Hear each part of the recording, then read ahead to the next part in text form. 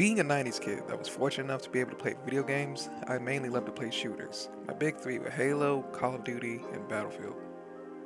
But now, at my old age of 26, to me it feels like those games just kind of fell off, I guess.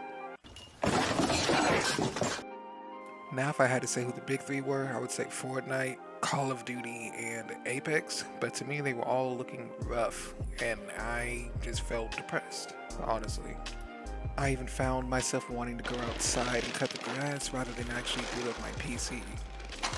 But one day at work, I had a coworker that wanted to show me a new game that he found.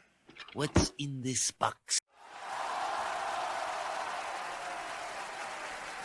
The best way I could kind of describe this genre myself would honestly have to be football, and each end of the football is one of the team's bases. And sharing the bases are 3 lanes with turns down the line and routes in between the lanes. Think Overwatch, but a kind of more objectives that you're playing with. Every game was started with players shopping for a cheap starter item from the huge in-game store. Items will vary from hero to hero. In the beginning, you are broke and weak, but as the game goes on, you become All Might from My Hero and start serving out justice. Go beyond! Plus!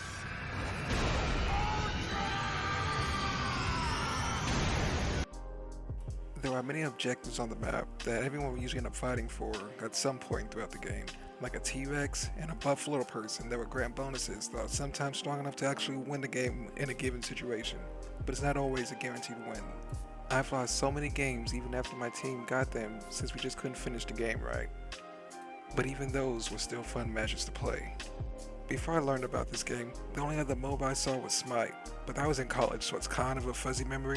And looking back at a clip of League of Legends, I honestly couldn't even tell you what was happening on the screen. But I knew that the player base was so big and the tournaments made so much money based off the views that there was a reason why everybody played these games.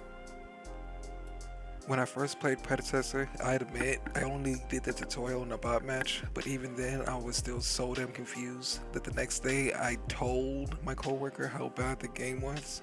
But deep down I knew I still wasn't gonna go back to Fortnite since it was still a dead game in my eyes. So I decided to suck up my pride and text my coworker and ask if he would actually play the game with me.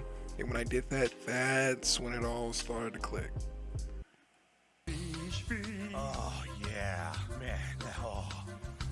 I learned that they were back there cooking, and they ended up getting my dumbass addicted, and I didn't think I'd fall for the banana in the tailpipe.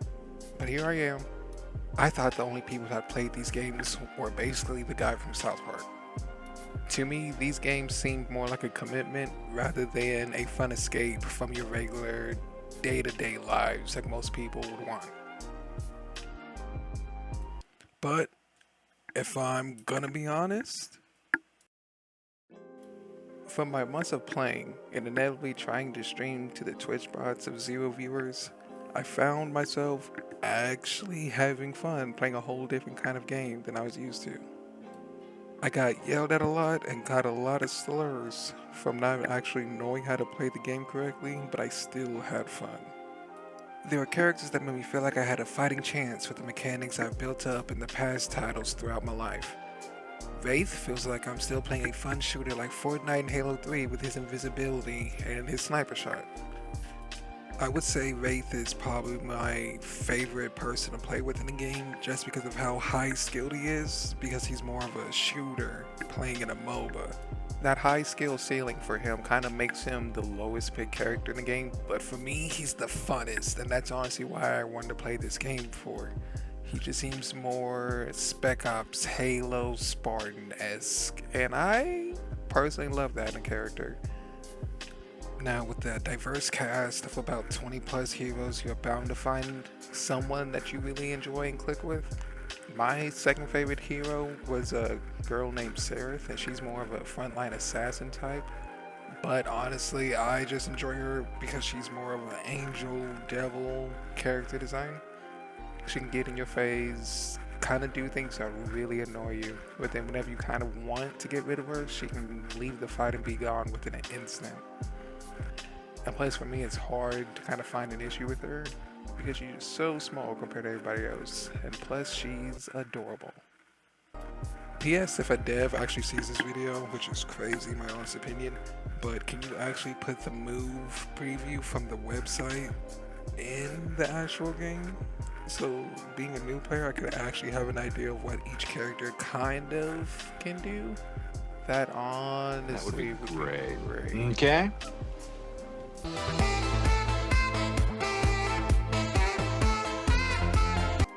Now, as I said, I never played a MOBA before. When I first played the tutorial, I've never felt so confused in a video game before.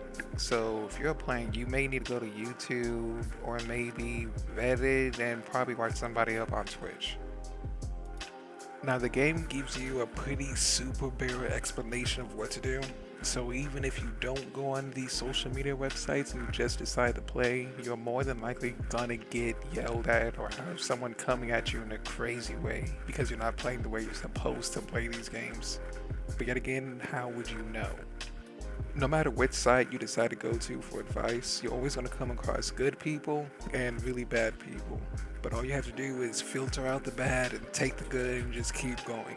There are solid people that want you to learn how to play this game since it's so small. And those people are going to be the people that help bring the game to a bigger success than what it already is. In my honest opinion, I would highly recommend turning off the game chat because the community can honestly get wild at times to where you wouldn't even want to play the game anymore. But you should let the community dictate how much fun and what kind of fun that you're having in this game. I just wanted to make this video as a thank you to the devs and the community that made a solid game that opened up my eyes and changed my perspective on what I think a fun game should be. I would honestly give this game a 6.5 or a 7 out of 10. I honestly think it could maybe go up to 8 or 9 depending on the small quality of life changes that the game should have, in my honest opinion. I think the game's pretty fun in itself, and I think it has a pretty strong foundation. But honestly, I would say if I could make one change, I wish they would have made a better onboarding process for new players, kind of like myself. A good game is pretty fun in itself, so you're having so much fun, you would want to learn the other stuff to enhance your fun. But for me, it seemed like this game was more not fun until you actually took the time to learn how to play this game. But a MOBA isn't a simple game. It's a very complicated thing, so that learning process could take you a long time.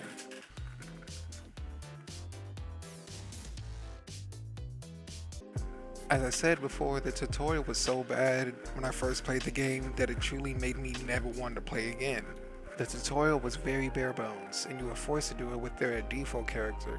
So new MOBA players usually flood their social media websites asking questions on what to do or what to buy in the Walmart or the in-game store. I replayed the tutorial, and maybe I'm confused, but it seems like the only real change that they added is the new announcer voice lines of the tutorial, which is only crazy to me since instead of reading it, you now get to listen to it say what's exactly in the middle of your screen. This is your base. Some heroes have movement abilities. At level 6, you unlock your ultimate ability. Now I'm speaking from the heart on this part, but it honestly seemed like as a new player that they truly didn't even want me and people like me to play this game. It seemed more like you were really supposed to play this game if you were already a seasoned vet from the other games, or if you only play these said games. And honestly, speaking of things that still don't make sense to me, I don't get why everyone is okay with having to go to either a website or download a special app on your phone just to kind of get an idea of what to buy for your character. I tried out the boogeyman, or bully of MOBAs right now, Deadlock, and it has exactly those features, so surely they can do it. I would suggest that they also look into developing or kind of stealing concepts from their ops, kind of like the stories of the cast. And when I say steal, I don't necessarily mean that. I just think predecessors should kind of do what their predecessor, Epic Games, does with their game and kind of take inspiration from other games and put it into your game so that way it kind of seems more well put together. I could honestly say that I think the reason why Deadlock has so many people flocking to it and just loving it is because you can kind of feel how much love and care that they put into every aspect of this game. All the assets and predecessors are hand-me-downs from an older game, so I'm guessing that's why there aren't really stories or descriptions of who everyone is and where they came from. So for me, you don't really feel as connected to a certain individual. In Deadlock, they gave backstories to everyone. So in game, whether they get a kill or complete an objective or literally just walking around doing nothing, you'll hear them come to life. So the whole theme of the game ties in to itself. Whether one character is a bartender, someone else is a police officer trying to find his missing wife, or someone being a whole witch that was vengefully killed and now is an assassin trying to take down those who did her wrong. Then there's this dude who is literally just an asshole. All in all, this genre is amazing to me, even though the community is weird at times, depending on what game and what side you usually use to talk to said community. But there will always be good people somewhere, just like with anything in life. I'm thankful I was shown Predecessor, because it honestly broke me out of a gaming rut or routine that I was in for so long that in turn gave me little satisfaction. Now I decided to also make content on these games since it's just so fun to me and reignited a passion for wanting to be a content creator and make people laugh and smile. So thank you devs and the community, the good with the bad. I'm excited to see what these titles have in store. P.S. There's a Dragon Ball Z MOBA that is amazing and the best game to ever be downloaded onto my PC that I cannot wait to fully drop. I already won this. PSS, I found a saying that speaks volumes to me about content creation, and it's art in general is a constant loop of we're so back and it's so over.